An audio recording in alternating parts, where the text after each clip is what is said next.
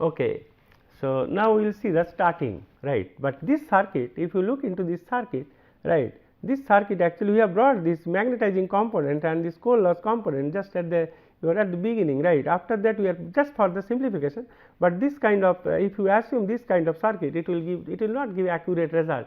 Result will be your calculation will be inaccurate, because we have just for the simplification we have made it like this, and that is why you have connected here, does not matter, but just for the sake of understanding. And this part we call, already told you, load resistance. So, these two are added and these two are added, and this is the current I 2 dash, this is I 1 and this is my V, right. So, just let me clear it. So, now if you go to the next circuit, here R I is neglected, suppose it is not there. If it is not there, then this is I 1 only, this is X m, and rest remains same, right. And last one is that your this part is also not there, this part is also not there, neglected, right. So, it is I starting S is equal to your 1 and this is R 1, right, and this is x 1 plus x 2 dash, this is R 2 dash, and R 2 dash 1 upon S minus 1, S is equal to 1. So, this part is 0. So, at start this load at start S is equal to 1. So, this part will be 0, right. In that case, this is your I starting when S is equal to 1. So, this is one approximation, it does not give correct result. This is another approximation also, it may not be inaccurate, right, and this is it is also not accurate, and this one also at S is equal to 1, right. So, in that case, this part is also we have not considered a start, this part is also neglected. So, S is equal to 1. So, this part is 0, right, and this is the simple series circuit. So, at the time of starting, now S is equal to 1, the load resistance is 0, I told you. Therefore, the motor current starting can be as large as 5 to 6 times the full load current, because at the start this part is 0, that means ultimately effective impedance is getting reduced. Because of that, starting current is higher, because this part is 0, right. So, at start the effective impedance is getting reduced and current your current is equal to V upon impedance. So, as impedance is getting reduced, so current will be higher. So, at start current will be higher, right. So, generally in a motor you will find it is 5 to 6 times the full load current, that is the starting current, right. Starting current is 5 to 6 times the full load current.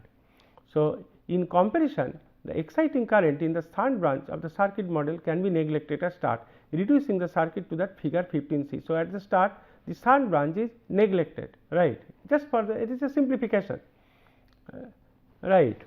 So, now starting torque T start will be 3 by omega s, then I start square into your R 2 dash, because we have this is from that expression we have all seen that starting torque expression, maximum torque expression, everything. So, it will be 3 upon omega s into I star square into your R 2 dash, right. So, basically your torque expression you have seen, that is your what you call your 3 by omega s Pg we have already seen, and Pg is equal to 3 your I 2 square into R 2 dash upon S, but S is equal to 1, and in this instead of I 2 dash it will be I start. So, that is why T start is equal to 3 upon omega s into I start square into R 2 dash. This is equation 44. Now, assuming for simplicity, so rough approximation, so I F L is equal to full load is equal to I 2 dash F L, right, just for the our assumption, right. So, in this case the magnetizing current is, suppose the magnetizing current is neglected even under full load condition, then full load torque will be T F L will be 3 upon omega s into I F L square into R 2 dash upon S F L, same as before, use the same torque expression, only this your what you call this terminology of full load current, full load your full load current, then full load slip, just replaced by those things, right.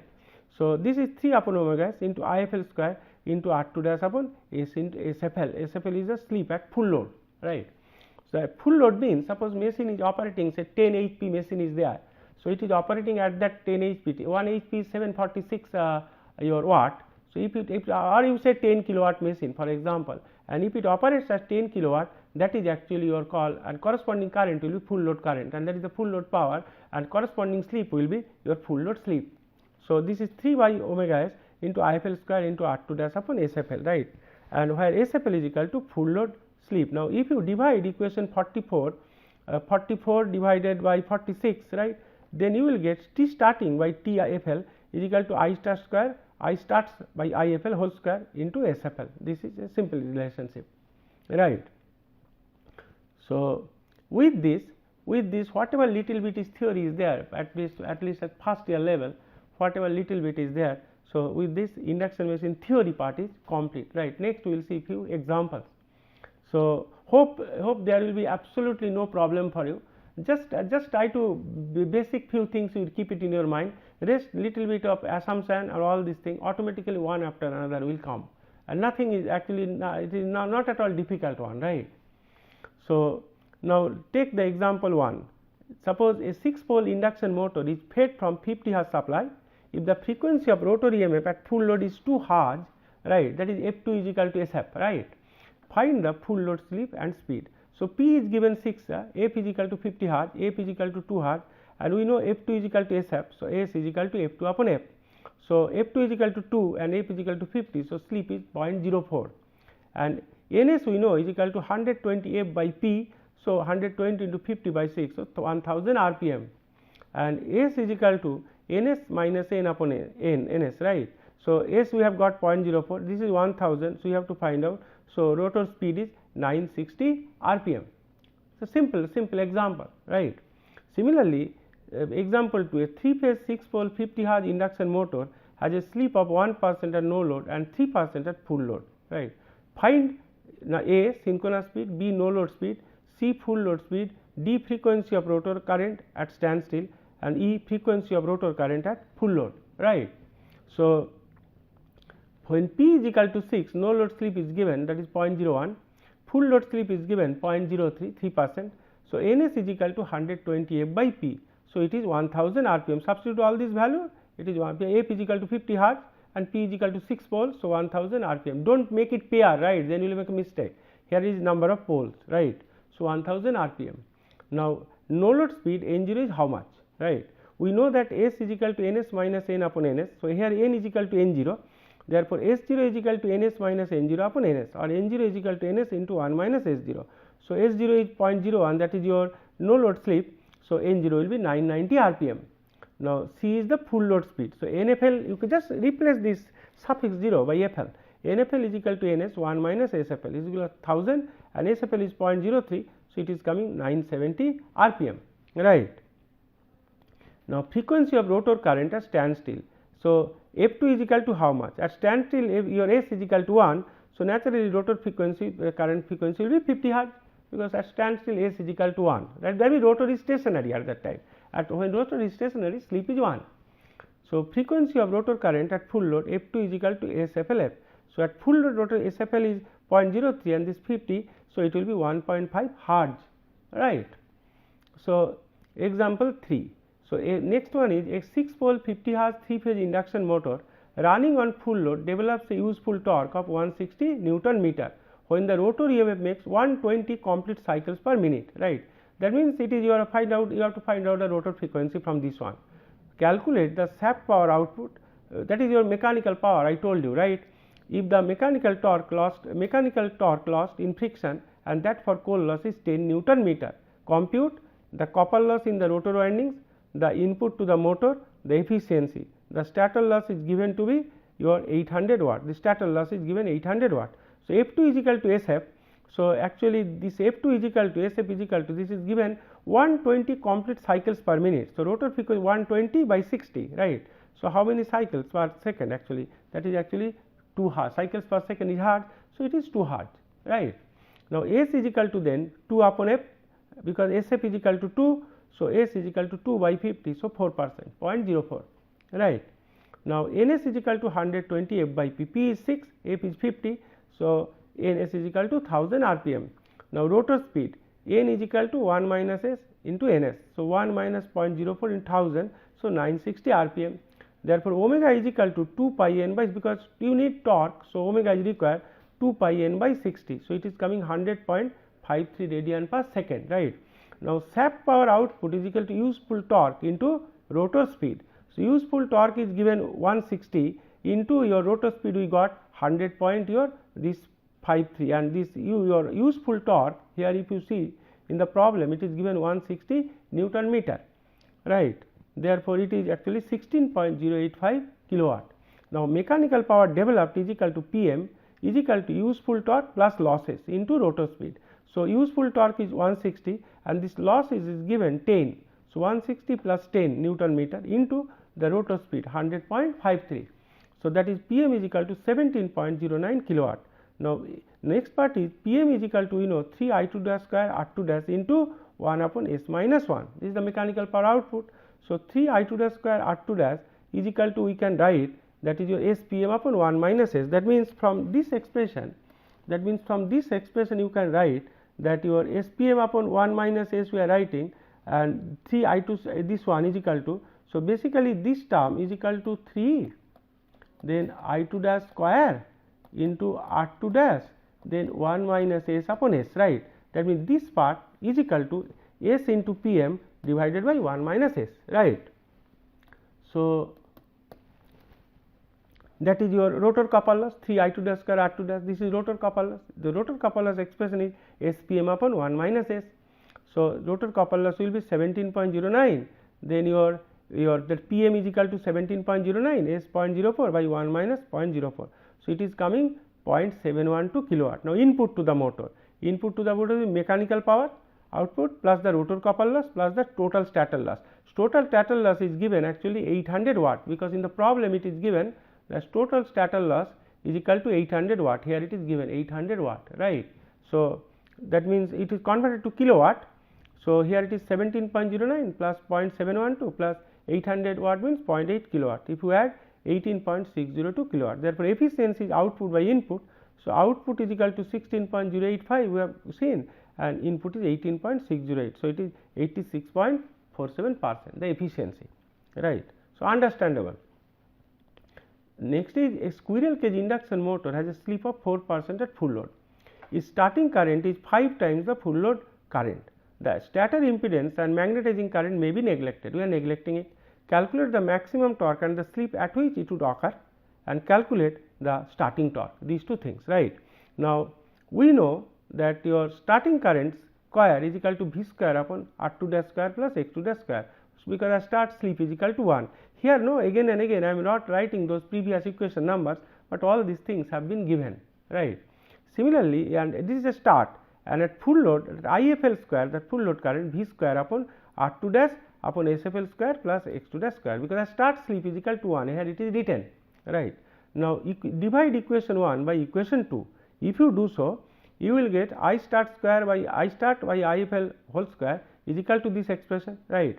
Therefore, this one is equal to your what to call this for maximum, your what to call for maximum your torque, right. That that R2 dash relationship is R2 dash is equal to S max into X2 dash, because we know R2 dash upon X2 dash is equal to S max T. So, R2 dash is equal to S max T X2 dash, this we know.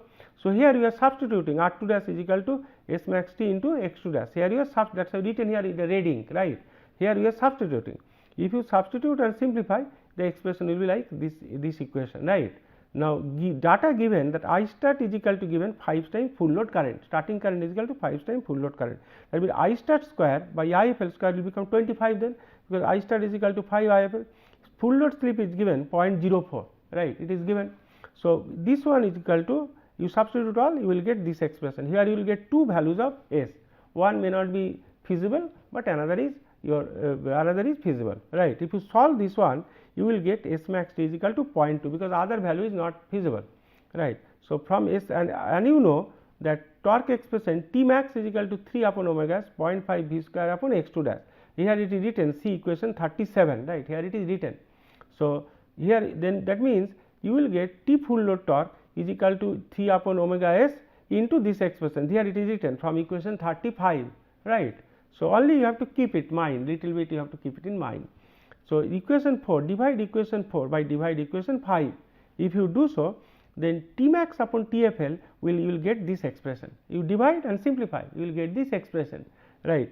So, T max upon TFL is equal, now you substitute R2 dash is equal to your what you call that S max T into X2 dash, you substitute and simplify, you here it is written here again and again that R2 dash is equal to S max T into X2 dash, here it is written, and you substitute. If you substitute, you will get this expression. Now, that you put S max 2, you got 0.2, full load slip we know 0.04. So, it is function of slip only, and if you simplify it will be 2.6, that means maximum torque will be 2.6 times the full load torque, right. So, maximum torque 2.6 times the full load torque, little bit practice is necessary, right. Now, from equation 47 we know that T start upon TFL is equal to this one, right.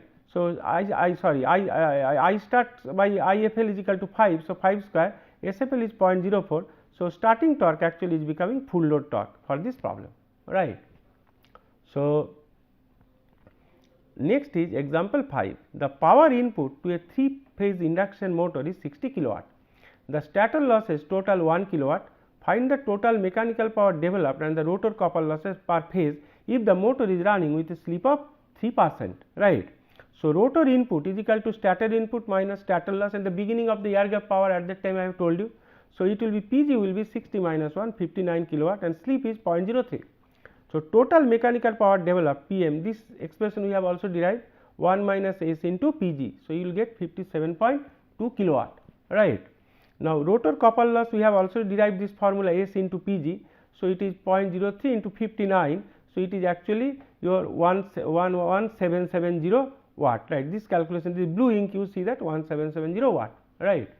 So, rotor copper loss per phase divide by 3, it will be 590 watt. So, simple problem, only you have to keep it some formula in your mind, right. Next is example 6. A 500 volt 3-phase induction motor has a stator impedance of this much. The equivalent rotor impedance at standstill is the same, right. The standstill means when slip is equal to 1. The magnetizing current is 36 ampere. The coal loss is 1500 watt. The mechanical loss is 750 watt. Estimate the output, efficiency and power factor at a slip of 2%. This is the problem. We have made a simplified circuit. We have put this shunt branch at the beginning, right. And these are all these things. This is load resistance part, this is rotor part, this is stator part, and this is shunt branch part. Just for the your what you call for simplicity, simple calculation, right. You can put it in middle here. I mean, if you want more accurate calculation, then you can put the shunt branch is here, shunt branch is here. You can put it, but things will be calculation will be complicated, right.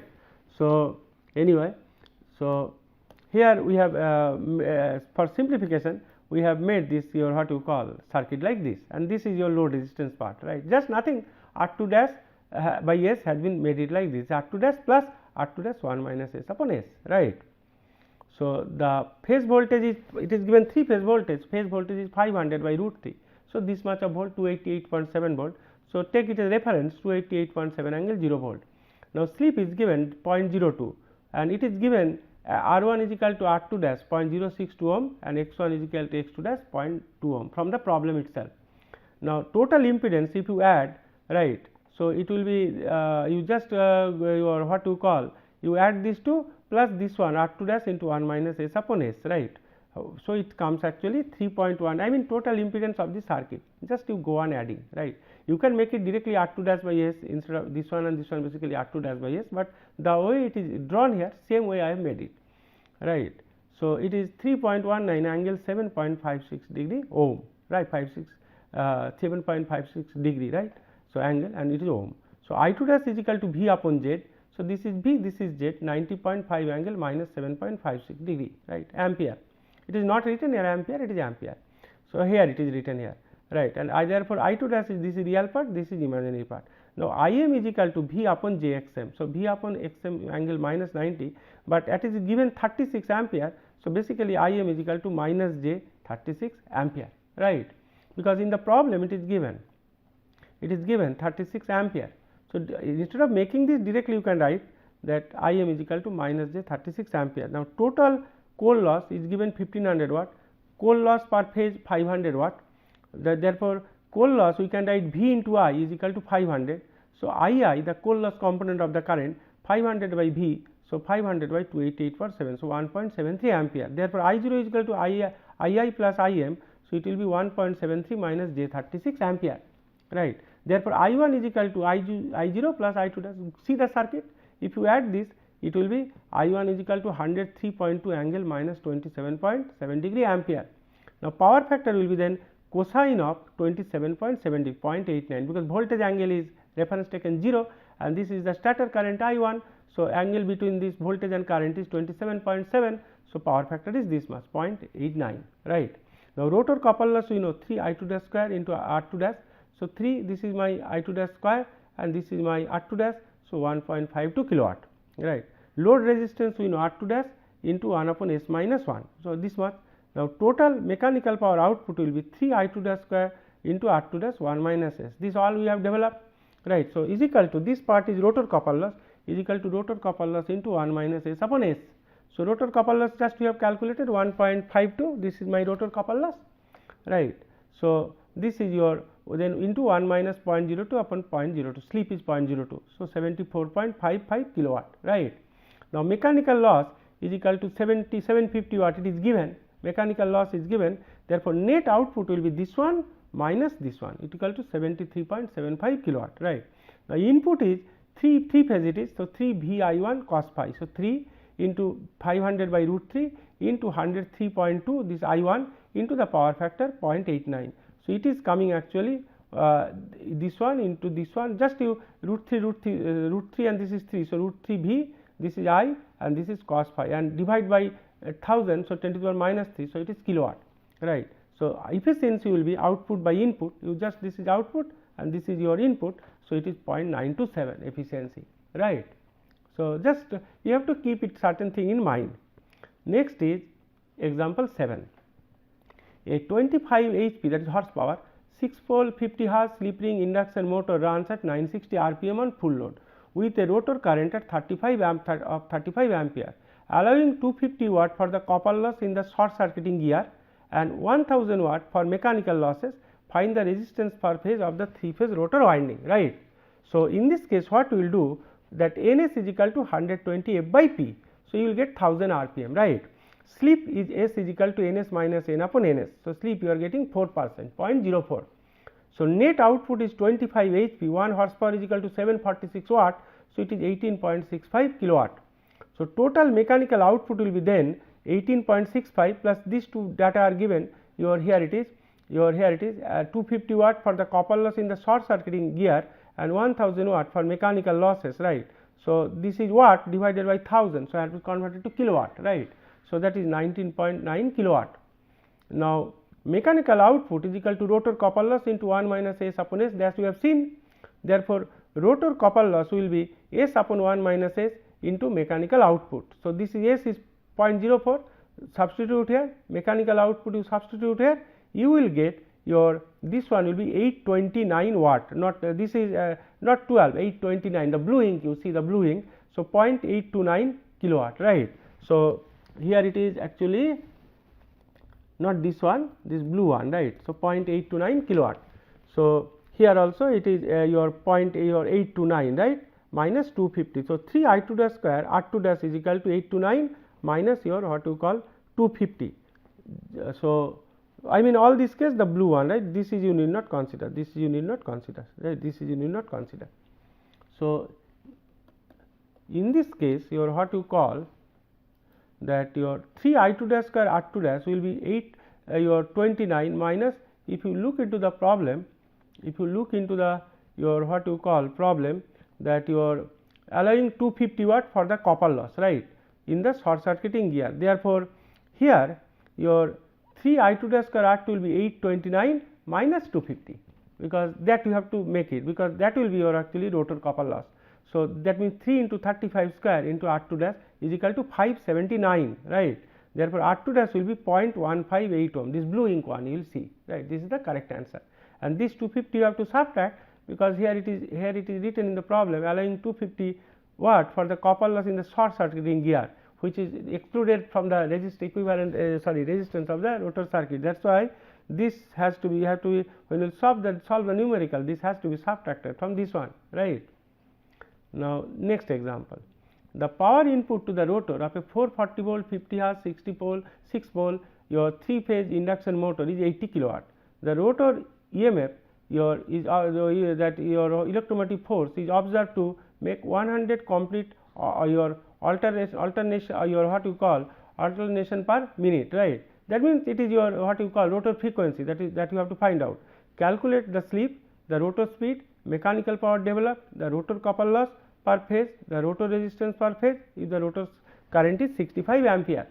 So, in this case solution is equal to, it is given S is equal to F2 upon F, because F2 is equal to SF. So, it is F2 is equal to 100 by 60, because it is making 100 cycles per minute. So, 100 by 60 cycles per second divided by 50. So, S is equal to 0.033, 3.3%, right. Ns is equal to 120 F by P. So, it is as usual 1000 RPM, putting all this data. N is equal to rotor speed is equal to 1 minus S Ns. So, 1 minus 0.033 into 1000. So, 967 RPM. Now, next is mechanical power developed. PM is equal to 1 minus S into Pg. So, PM is equal to 80 kilowatt. So, PM is equal to 1 minus 0.033 into 80. So, 77.36 kilowatt, right. Next is the rotor copper loss per phase. So, per phase, that is 1/3 into slip into rotor input. So, it is 1/3 into slip into 8. So, it will become 880 watt, that is 0.88 kilowatt, right.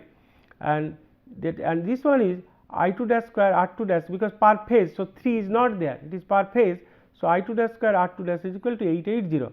Therefore, R2 dash you will get 0.208 ohm. Very simple problem, very simple problem. Now, next is this one, right. A 3-phase 500 volt 50 Hz induction motor with 6 poles develops 20 horsepower at 950 RPM with a power factor of 0.86. Total mechanical losses 1 HP, that is 1 horsepower.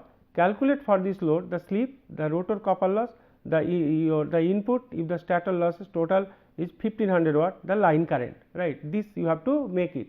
Whenever you will solve all this numerical and other thing, you will first write down the problem and then you solve it, right. Now, we know that Ns is equal to 120 F by P. So, 1000 RPM it is coming as usual, and S is equal to, you know, this formula. So, from this you are getting 0.05, right. So, total mechanical power developed will be 20 plus this 1 you have to add, right, HP. So, 21.1 HP is equal to 0.746 kilowatt. So, it is 15.666 kilowatt, right. So, Pg is equal to rotor input is equal to PM upon 1 minus S, this we know. So, put PM, put S here, you will get 16.5 kilowatt, right. Rotor copper loss we know SPG. So, S we know, PG we know. So, it will be 0.825 kilowatt, right. So, because S is equal to 0.05 and stator input is equal to PG plus stator losses. So, PG is 16.5 and stator losses 1.5. So, it is 18 kilowatt, right.